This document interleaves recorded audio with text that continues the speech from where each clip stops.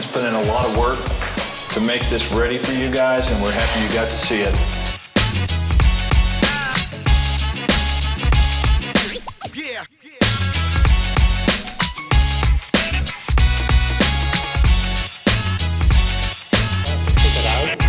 You need stuff.